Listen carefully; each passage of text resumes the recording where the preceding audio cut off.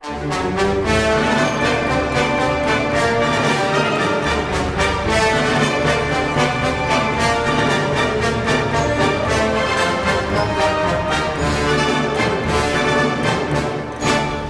tal amigos? ¿Cómo están? Yo soy Lizzy González y les doy la más cordial bienvenida a este su programa ABC Taurino.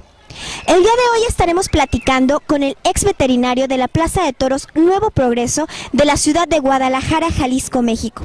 Y bueno, él nos platicará de cosas muy importantes como lo que hacen, las funciones que ellos tienen antes, durante y después de una corrida de toros. Que esto muchas veces no lo vemos o no lo conocemos, pero que es importantísimo para que las cosas salgan tal y como las vemos en una corrida de toros. También hablaremos acerca de lo que son las pintas, las cornamentas y las estructuras o morfología de los toros de lidia. Así es que amigos, quédense con nosotros y disfruten de este programa. Esto es ABC Taurino.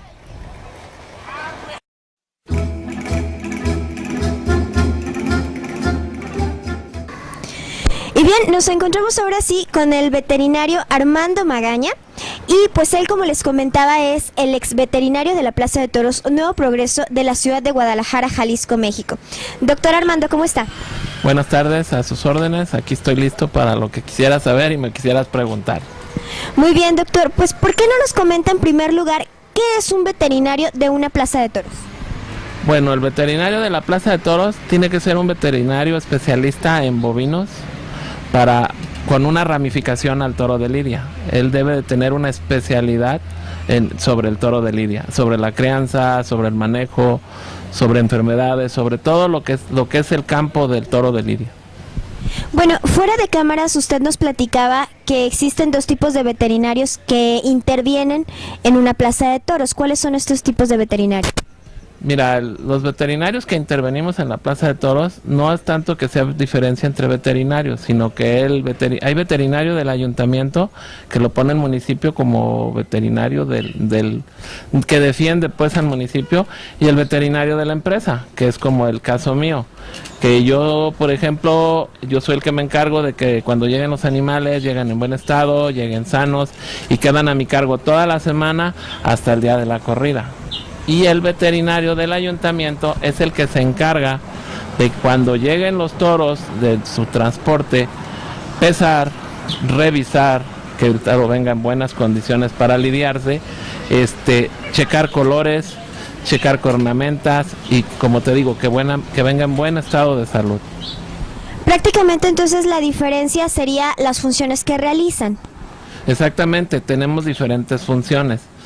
Por ejemplo, cuando llegan los toros, que es el desembarque, tenemos que estar tanto el veterinario del ayuntamiento como el veterinario de la plaza, el juez, o el asesor, ahí junto con nosotros en la báscula, para estar checando los pesos y estar revisando a la vez en unión que los toros vengan sanos, que vengan en buenas condiciones. Ya él, encargado del ayuntamiento, como veterinario del ayuntamiento, él se encarga de hacer una lista de los números de los toros, los pesos de los toros, los colores de los toros y las cornamentas que presentan los toros. Y yo, como veterinario del ayuntamiento, yo me encargo de que el toro, cuando ya se haya... De la empresa. Del veterinario de la empresa, yo ya me encargo que el toro esté en buen estado durante toda la semana o los 4 o 5 días que dure en la plaza para que sea lidiado adecuadamente. ¿Qué condiciones deben existir, ya sea en los corrales o en el sitio donde tienen a los toros, también a los toriles, etcétera? ¿Qué condiciones debe de tener o deben de cubrir estos lugares para que los toros puedan estar ahí? Bueno, las condiciones, primero que nada, deben de tener un corral limpio, sin ningún foco de infección, sus piletas del agua limpias, completamente desinfectadas, deben de tener su agua fresca, su buen alimento del que ellos comen igual en la ganadería, porque no podemos cambiar alimentos, y deben de estar los corrales completamente limpios. Y todas las plazas de primer nivel, como Guadalajara, las plazas de primer nivel, deben de tener todo completamente limpio. Doctor, y en sí, ¿qué es lo que ustedes como veterinarios hacen antes, durante y después de una corrida? Bueno, nosotros como veterinarios Antes hacemos lo que te dije, lo que es de cuando los bajamos, cuando hacemos todo el movimiento del ganado. Durante la corrida observamos de que los toros, cuando salen, observarlos si no tienen alguna lesión, si no presentan alguna malformación, que eso lo tendríamos que ver también en los corrales, pero hay veces que no se da uno cuenta hasta que el animal no sale a la plaza. Entonces nosotros como veterinarios, tanto el ayuntamiento como yo de la plaza, nos ponemos de acuerdo, se le comunica al juez que el toro está teniendo problemas de invalidez o de cojera, o que trae alguna malformación, o que está presentando un problema para la lidia, o demasiado débil y se está cayendo. Entonces ya nosotros nos ponemos de acuerdo para avisarle al juez que ese toro se tiene que cambiar porque no está en condiciones de ser lidiado, porque salió mal, lo cual a veces no nos lo presentan en los corrales. Durante la corrida mi trabajo es estar observando pues que todo sea en buen funcionamiento del toro y de los caballos que salen a picar. Cualquier lesión que presenten los caballos dentro del ruedo, ese tipo de situaciones me toca a mí tratarlas de resolver, ya sea que el caballo no esté funcionando, que el caballo se esté cayendo, o que el caballo le pegue en una cornada o una lesión de algún golpe. A mí ya me tocaría salir junto con ellos a revisar al animal a ver qué está pasando, y ya yo decido si vuelve a salir o de plano se queda o tenga que hacerle alguna curación. Y lo del toro, pues nomás está revisando que el toro cumpla con su función.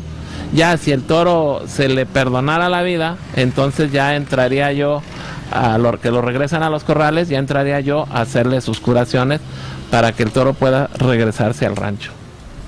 Y ya al finalizar la corrida, después de que le dan muerte los matadores a los toros, ¿qué es lo que pasa? Al momento de que sale cada uno de los toros después de ser lidiado, ¿ustedes hacen algún procedimiento o es hasta el final de la corrida que ustedes hacen algo?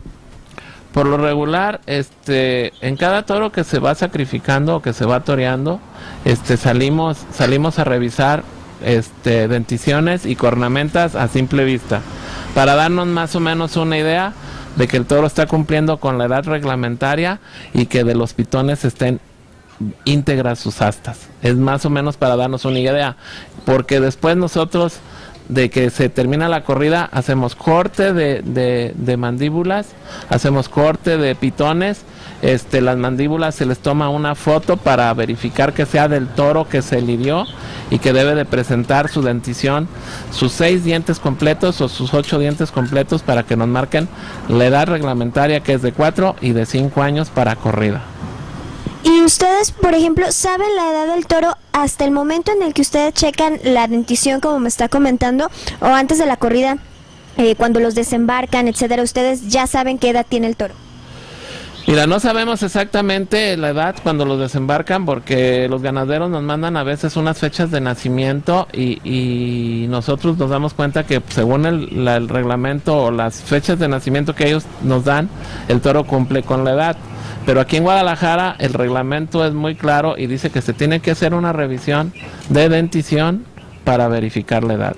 Entonces hay veces que hay toros que aparentemente pueden tener la edad y ya cuando están muertos no la tienen en proceso de dentición.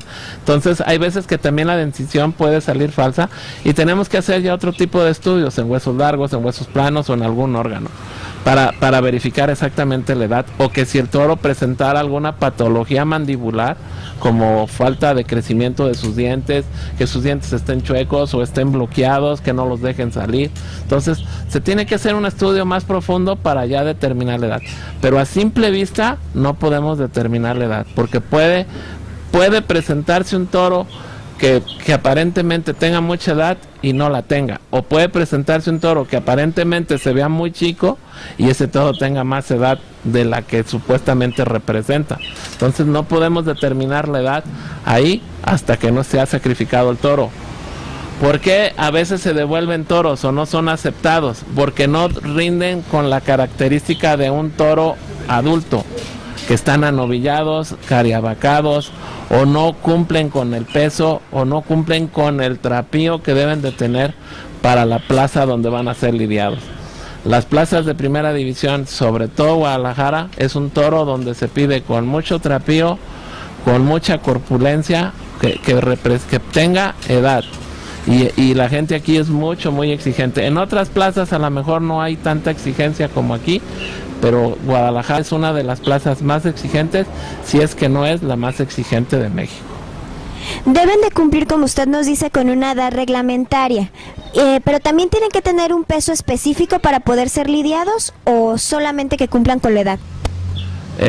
Bueno, deben de cumplir con la edad y deben de tener un peso específico arriba de 460 kilos, que es el reglamento que nos marca aquí Guadalajara, y para novillada deben de tener arriba de 360 kilos. Y hablando, doctor, de pesos y edades, ¿cuál es la diferencia entre, obviamente, un novillo para una novillada y un toro para una corrida? La edad principalmente, los novillos deben de tener 3 años para una novillada.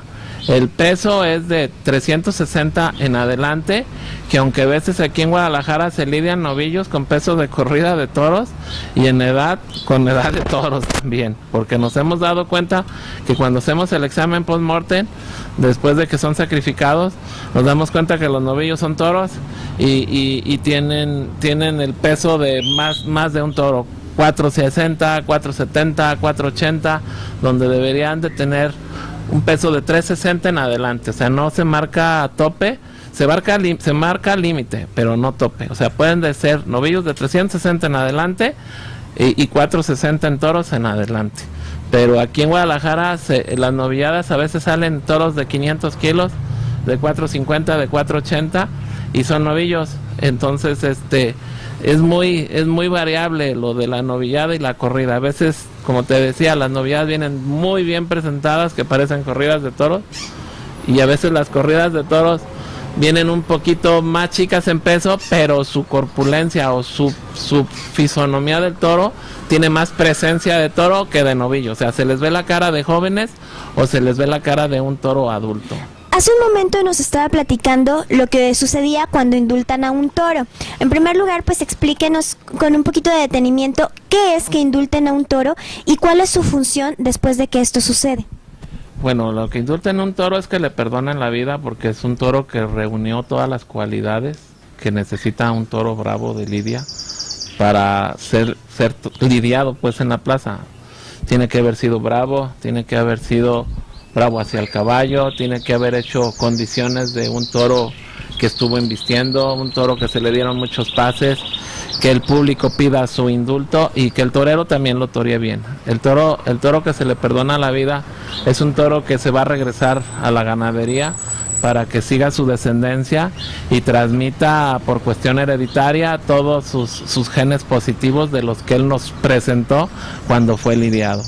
Y después eso de cuando ya el toro está dentro de los corrales, de que se regresó porque se le perdonó la vida, entonces ya entro yo con el trabajo de hacer su curación.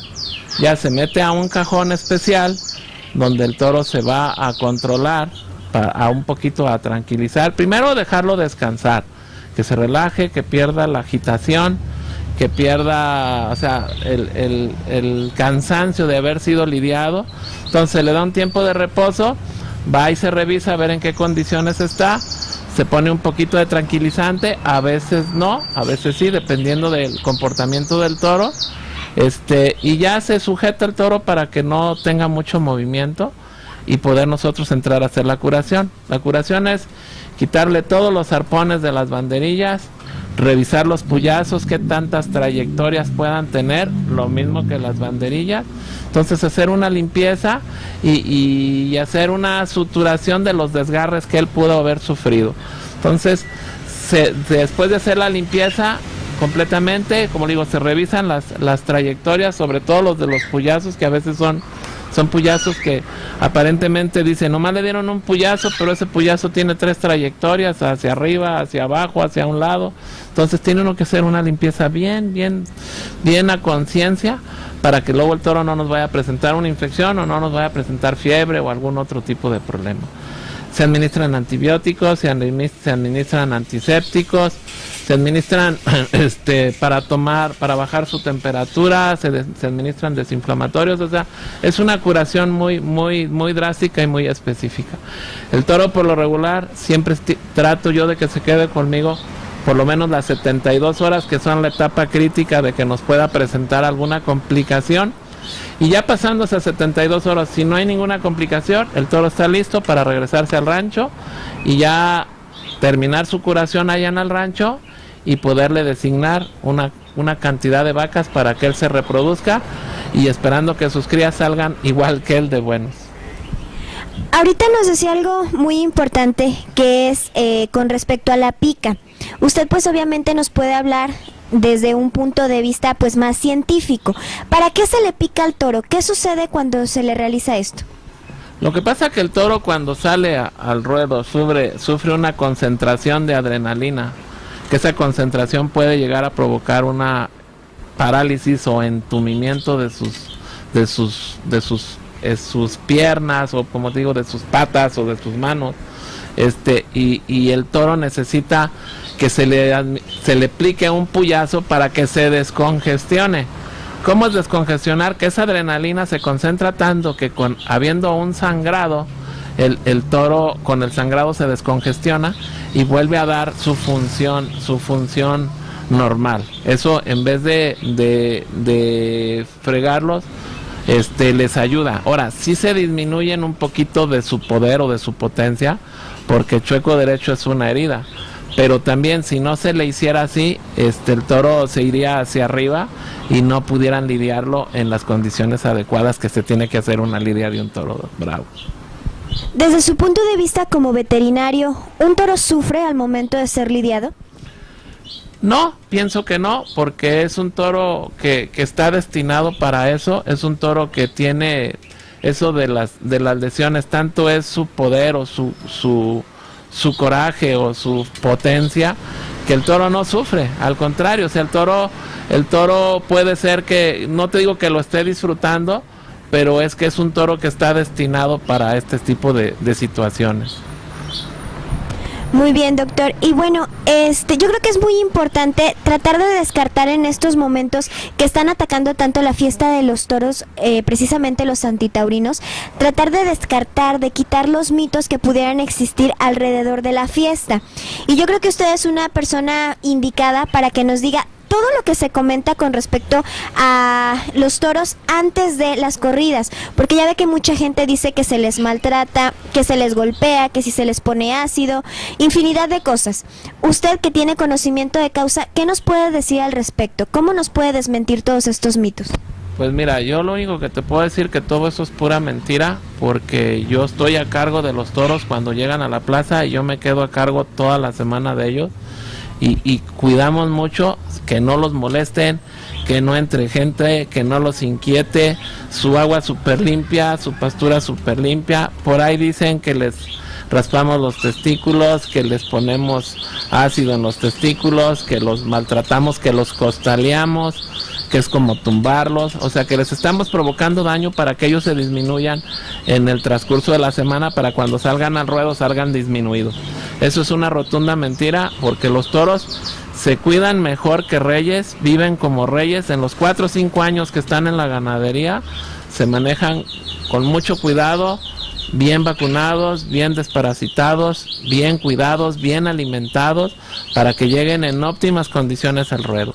Y estando en la plaza se cuidan mejor que en cualquier lado. Se prohíbe la entrada a gente que sea ajena a la plaza de toros, para que no vaya a provocarle algún daño, porque hay gente que llega y los está cucando o les está aventando cosas. Entonces, eso es una rotunda mentira. Nunca se le maltrata a algún toro, al contrario. Se tratan como que si fueran como reyes y están en sus corrales súper limpios, súper cuidados, súper bien alimentados, para que el día de su festejo rindan al 100%. Había escuchado yo también que algunas personas dicen que el toro está indefenso al momento de estar en el ruedo, al momento de estar en la plaza, que el toro está indefenso. ¿Usted cree que esto sea verdad? No, porque el toro no está indefenso. Lo que pasa es que el toro acomete por un instinto que él tiene. Estos toros, el toro de lidia es una raza que se formó para esto, porque el toro de lidia no es como el toro de engorda. El toro de engorda lo compran becerro de 200 kilos y en 6 meses ya pesó 500 kilos. El toro de lidia, para llegar a pesar 500 kilos, ocupa por lo menos de 3 a 5 años para llegar a ese peso. Entonces es mentira de las situaciones que dicen. Doctor, ahora platiquemos de los caballos que son utilizados en la plaza. ¿Qué tipo de caballos son? Mira, por lo regular son caballos de todo tipo. Pueden haber caballos pura sangre, puede haber caballos cuarto de milla, puede haber caballos cruzados de criollos con cuarto de milla, de pura sangre con criollo, caballos percherones cruzados con cuarto de milla. O sea, la necesidad de un caballo que se ocupa para la pica debe ser un caballo alto, por lo menos de 7 cuartas y media a 8 cuartas o arriba de 8 cuartas, que sea fuerte en un peso de unos 600 a 800 kilos para que resistan las embestidas de los toros. Porque aparte de que tienen que resistir las embestidas de los toros, tienen que sostener el peso del peto, que estamos hablando como de 80 kilos, tienen que sostener el peso del picador, que por lo regular todos los picadores son gorditos, y tienen que sostener aparte la embestida del toro. Entonces tiene que ser un caballo grande, fuerte, con una conformación muy hecha, y aparte son caballos que también son muy bien cuidados, muy bien alimentados. No son caballos, como dice la gente, que se encuentran un caballo flaco y tráetelo para que pique, y si lo matan pues qué bueno. No, al contrario, hay caballos que tienen picando 10, 15 años y siguen trabajando en lo mismo y están en óptimas condiciones. También es mentira que se les administra droga para que los caballos salgan a trabajar o a picar a los toros. Al contrario, un caballo se trabaja, se camina con su peto y con todas las condiciones que debe de traer para el ruedo, para que el caballo se aplome y salga al ruedo con la mayor tranquilidad posible, para que pueda torear o pueda resistir las embestidas de los toros. Muchas veces los tumban porque los toros son demasiado fuertes, pero son caballos que que se cuidan también súper bien, a lo mejor que un caballo de carreras o que un caballo de cuarto de milla. Habrá excepciones, que haya gente que tenga caballos para pica y no los atienda en buenas condiciones, porque como en todas las cosas puede haber excepciones, pero por lo regular los caballos que manejamos en la Plaza de Toros Nuevo Progreso son caballos que están en perfectas condiciones, caballos con peso, con altura, fuertes, y caballos que están entrenados adecuadamente para esto, y en ningún momento se les manipula ni se les inyecta nada de nada, más que en caso de que sean lastimados o cornados, pues entonces sí entra uno a hacerles curaciones y ya se administrarían medicamentos. Pero mientras no, el caballo es un animal que también está súper cuidado y súper protegido para evitarle lesiones. ¿Deben de reunir algunas condiciones específicas o solo estas que nos comenta, que son el peso, la altura, la fuerza? No, pues que sean caballos mansos, que no sean caballos broncos, que tengan rienda, que se puedan manejar y que, como te digo, más que nada, altura y peso. ¿Quién los entrena a los caballos para poder ser utilizados para la pica? Hay personas que son las que tienen cuadras de caballos, que se dedican a rentar sus cuadras de caballo para las picas, y son los encargados de entrenarlos. Entrenarlos como, la verdad no te sabría decir, pero creo que los van haciendo poco a poquito con animales chicos y poco a poquito hasta que van ellos agarrando experiencia y saben ya los mismos caballos a qué salen. Ya el mismo caballo, cuando ya le tapan sus ojos, él ya sabe a lo que va a salir, saben que van a salir a torear, y aparte tienen que ser caballos valientes, porque también hay caballos que sienten que les recarga algo o sienten presión de algo y tienden a querer huir. Entonces son caballos cobardes. Entonces buscan caballos fuertes, valientes, bien alimentados y bien cuidados sobre todo. Muy bien, doctor. Bueno, en algunas plazas todavía se siguen utilizando las mulillas para el arrastre. Aquí en Guadalajara, en la Plaza de Toros Nuevo Progreso, ya se utilizan caballos percherones. ¿Cuál es la diferencia entre este tipo de animales? ¿Por qué en algunos lugares mulillas? ¿Por qué en otros lugares caballos? ¿Por qué? Lo que pasa que esos ya son cosas de las empresas por comodidad. Bueno, las mulillas trabajan bien, son un poquito más difíciles de manejar que los caballos, y a veces dan espectáculos que ya no quieren jalar y que se les levantan de manos y se arma la fiesta ahí en la plaza contra los subalternos. Por eso es la opción que yo pienso que están utilizando ahora los empresarios, de utilizar caballos percherones que son más fuertes, más manejables y no presentan esos espectáculos que a veces presentaban las mulillas. Doctor, cuando vienen a las plazas rejoneadores, ¿la cuadra de caballos tienen que ver algo ustedes con ellos o esos a ustedes no le meten mal? Bueno, nosotros por lo regular las cuadras de caballos de los rejoneadores traen su gente que son los que los atienden, traen su veterinario, por ejemplo Pablo Hermoso trae su veterinaria, él también sabe algo de curaciones sobre sus caballos y a nosotros no nos toman en cuenta, nosotros no intervenimos para nada en los caballos de rejones, al menos de que ellos nos lo pidan, de que algún caballo haya sido cornado, haya salido lastimado y nos pidan que por favor intervengamos en alguna cirugía o algo que se le tenga que dar al caballo. Pero mientras no, ellos traen su personal para que se les atiendan sus caballos de ellos, de su propiedad. A nosotros nos corresponden los caballos que están en la plaza, que son los de la pica, esos nos corresponden, por ejemplo a mí, que yo era el veterinario de la plaza, en atenderlos, hacer curaciones o a tratarlos de curar de cualquier problema que presenten durante el tiempo que estén en la plaza, a mí sí me corresponde, pero caballos de rejoneadores, por lo regular no.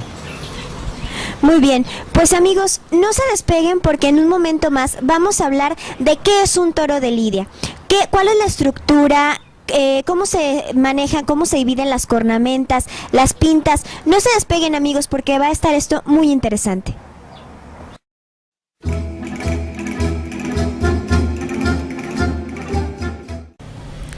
Y bien amigos, ya estamos de regreso con el doctor Armando Magaña y él ahorita nos va a platicar qué es un toro de lidia. Doctor, ¿qué es un toro de lidia?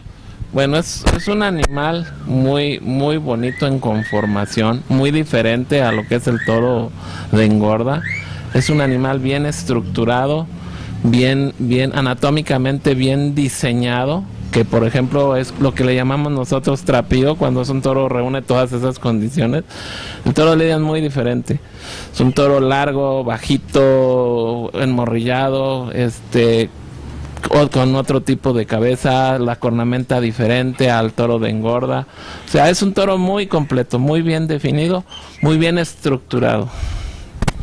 Muy bien, doctor. Y bueno, ahorita que nos está platicando de las estructuras, etcétera, ¿cuál es la diferencia entre un toro de lidia y un toro de engorda? Pues la diferencia son muchas, pues como te digo, simplemente el tamaño, los colores, la conformación del toro, dependiendo pues las razas.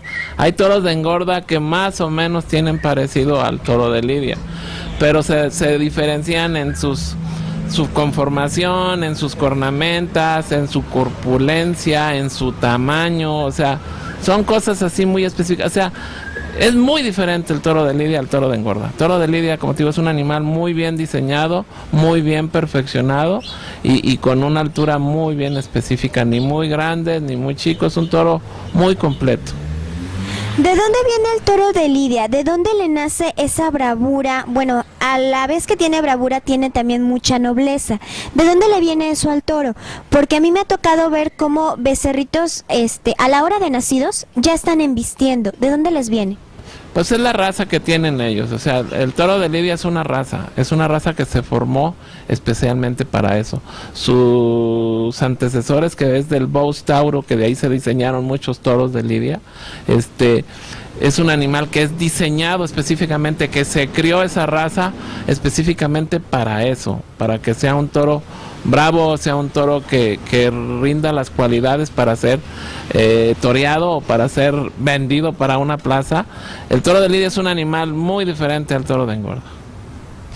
Muy bien, doctor. ¿Y cuál es la diferencia entre un toro de casta y uno de media casta? El toro de casta es un toro limpio, que es un toro de lidia, es una raza de toro de lidia, y el toro de media casta es una cruza de, por ejemplo, de un toro de lidia con una vaca, por ejemplo, de engorda, de otro tipo de razas como de un Santa Gertrudis, de un Beastmaster o de un europeo.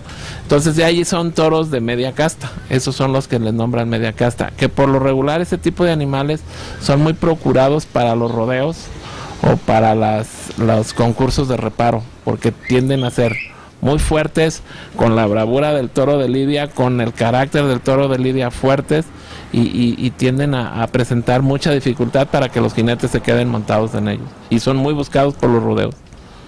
¿Son más grandes por lo general estos o más pequeños? Por lo regular son más grandes, son un poquito más altos y son un poquito más fuertes y mucho más pesados. Son todos que llegan a pesar hasta 800 kilos. Los cabestros, doctor, ¿qué son? ¿Son también de casta, de media casta? ¿Qué tipo de animales son? Por lo regular no son de casta ni de media casta. Los cabestros son unos animales especialmente para esos. Ahorita no tengo el nombre de la raza que se utiliza. En España utilizan unos cabestros muy bonitos que aquí los tenemos nosotros en Guadalajara. Y es un animal que nos sirve para manejar el ganado de lidia, que es un animal que se deja manipular, que se deja manejar y que nos sirve para manejar el ganado de lidia tanto en los corrales como en los ranchos, como para embarcar o como para manejar la desembarcada en las plazas de toros. ¿Y pueden estar todo el tiempo conviviendo con los toros de lidia o tienen que estar separados? No, el cabestro puede estar junto con el toro de lidia. Es un animal por lo regular más grande, donde tratar de que el toro de lidia se sienta un poquito incómodo porque está con un animal más grande, que aparentemente puede ser más poderoso, y el toro de lidia se está mucho más tranquilo. Y cuando están aquí en los corrales, se tranquiliza el toro de lidia estando con los cabestros. En el campo, ¿los cabestros para qué son utilizados? Los cabestros en el campo son para manejar el ganado. Por ejemplo, trasladarlos de un corral a otro o de un potrero a otro, o trabajarlos, porque ahorita últimamente están utilizando unos que le dicen toródromo, otros tauródromo. Los utilizan para manejar el ganado ahí, sacarlos a caminar, a entrenar, a todo eso. Muy bien, doctor, pues ¿le parece entonces si volvemos a hablar del toro de lidia y nos platica acerca de sus estructuras, sus cornamentas, las pintas que maneja? Sí, claro, si quieres nos metemos un poquito en sus conformaciones de sus estructuras, sus cornamentas, sus colores, que son los básicos, porque hay una cantidad de colores. Las cornamentas, los colores son 4 o 5 colores. La estructura, pues sí hay diferentes estructuras, pero ya tendríamos que especificarla de una por una. Pero podemos seguir con el tema. Muy bien, pues entonces nos adentramos en este hermoso mundo.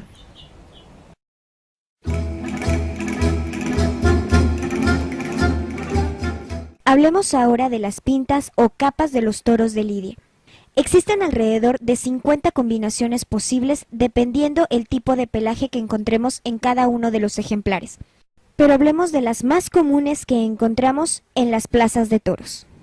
Tenemos por ejemplo al albaío, que es de color blanco amarillento. El ensabanado, toro que tiene el pelo totalmente blanco. Jabonero, toro de pinta equivalente a la capa isabelina equina. Barroso o jabonero sucio, con el pelo de color leonardo sucio. Colorado, el castaño rojizo sin llegar a ser muy encendido. Este puede ser también un castaño, pero de un tono más claro.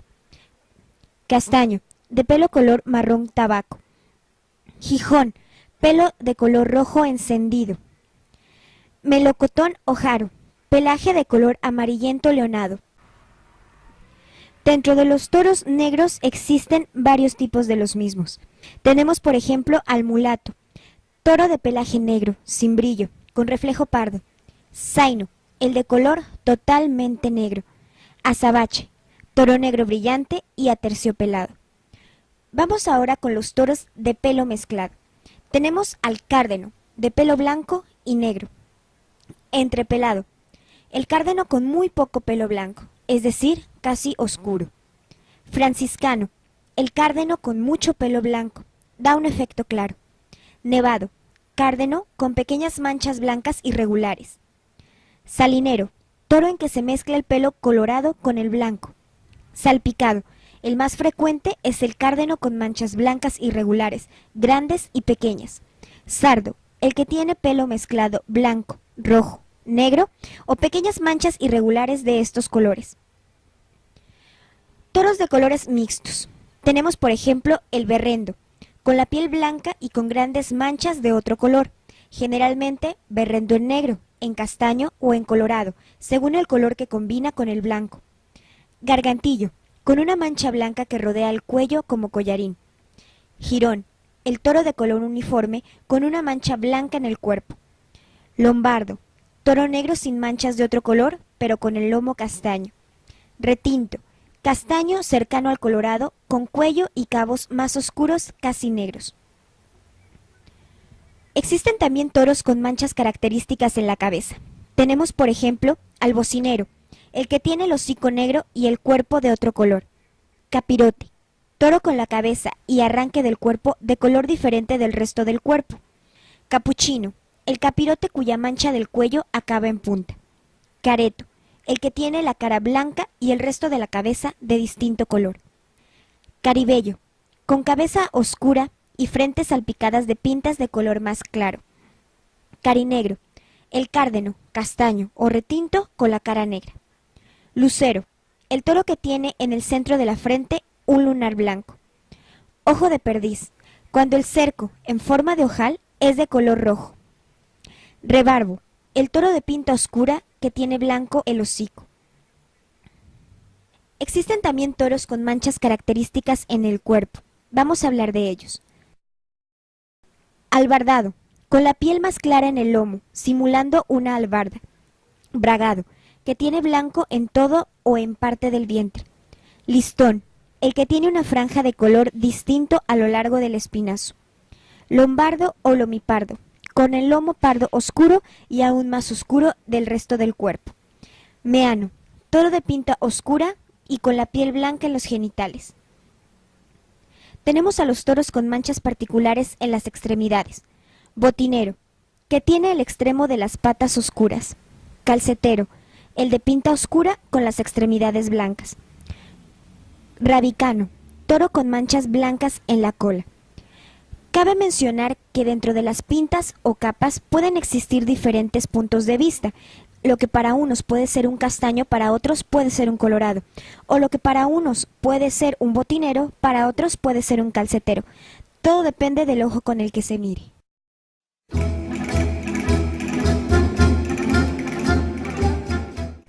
Clasificación del toro por la forma y disposición de las astas.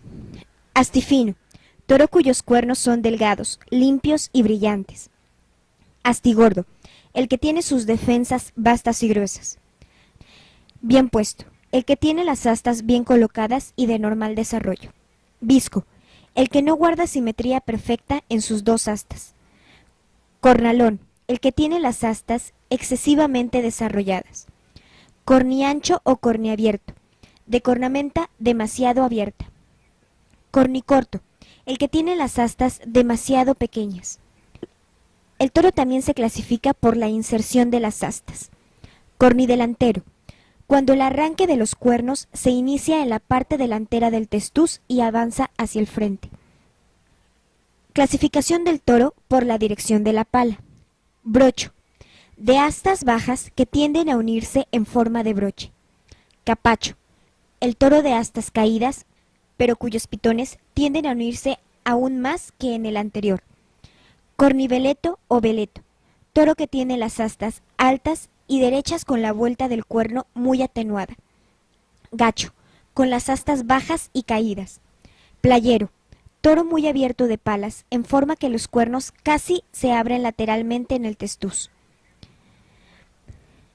Clasificación del toro por la dirección de los pitones. Corniabierto, toro de cornamenta abierta.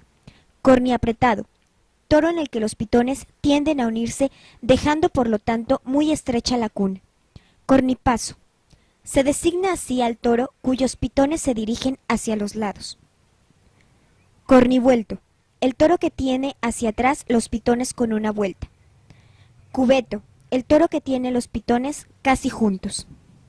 Cabe mencionar que también se le puede clasificar al toro según el color de sus astas, como acarameladas, astiblanco, astinegro, astisucio o astiverde. También se le puede clasificar al toro por los defectos de las astas. Tenemos por ejemplo al astillado, toro con el pitón deshecho en astillas por un golpe, o el escobillado, toro que tiene roto al menos un pitón en cuyo extremo las astillas forman como una pequeña escoba.